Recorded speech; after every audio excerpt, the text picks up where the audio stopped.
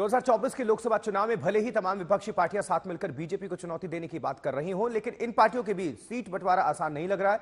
पश्चिम बंगाल में ममता बनर्जी का रुख सख्त है और दिल्ली पंजाब में कांग्रेस आम आदमी पार्टी आमने सामने है। बिहार की सियासत में तमाम अटकलों का दौर चल रहा है और इस बीच महाराष्ट्र में सीट बंटवारे पर संजय राउत की टिप्पणी से कांग्रेस नाराज हुई तो उद्धव ठाकरे ने डैमेज कंट्रोल की कोशिश शुरू कर दी और संजय राउत के बयान से किनारा कर लिया।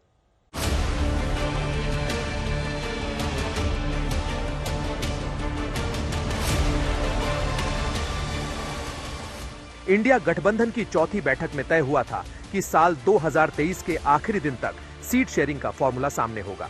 2024 की शुरुआत के साथ ही पीएम मोदी के खिलाफ विपक्षी एकता का मोर्चा आगे बढ़ेगा, लेकिन विपक्षी दलों में अब तक ना तो सीट बंटवारे पर बात बन सकी है और ना ही आपसी खींचतान का इशारा करने वाली बयानबाजी थम रही है। महाराष्ट्र में ऐसे ही बयानों के दौर के बीच अब शिवसेना यूबीटी के प्रमुख उद्धव ठाकरे ने इंडिया गठबंधन में ऑल इज वेल का दावा किया है और इस दावे के साथ ही अपने नेताओं को सीट शेयरिंग पर बचकर बयान देने का संदेश दिया।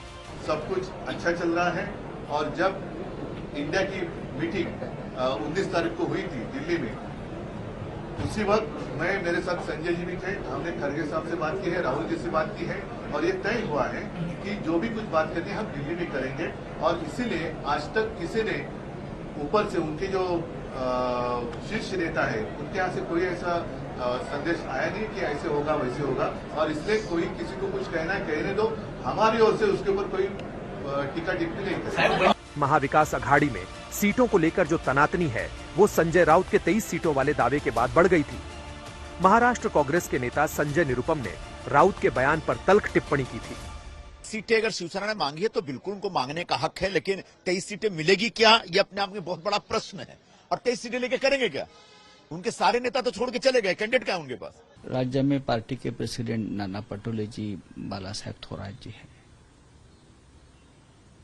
ये दोनों में से किसी ने अगर कोई टिप्पणी की होगी तो शायद हम उसका ऊपर रिएक्ट होते, क्योंकि बातचीत वो लोगों से होती है इनके पास अधिकार होता है।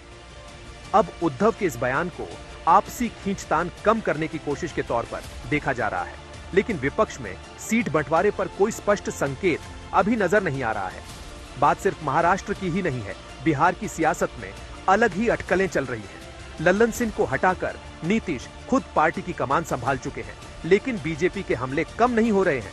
एक बार राष्ट्रीय अध्यक्ष बन करके अपनी लुटिया तो बचा लिया, लेकिन लालू जी के चक्रव्यूह में पूरी तरह फंसे हुए हैं। मैंने कोई गलत नहीं कहा था। नीतीश कुमार कुछ ही दिनों के मुख्यमंत्री के मेहमान हैं।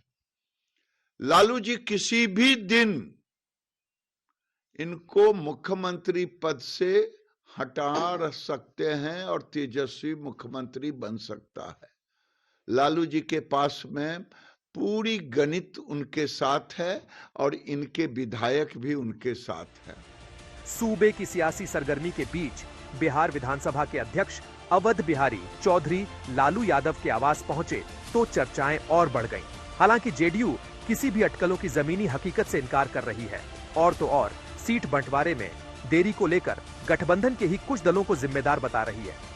इंडिया गठबंधन के कुछ नेता साथी भारतीय जनता पार्टी को अंडर एस्टिमेट कर रहे हैं, उनकी शक्ति को अंडर एस्टिमेट कर रहे हैं।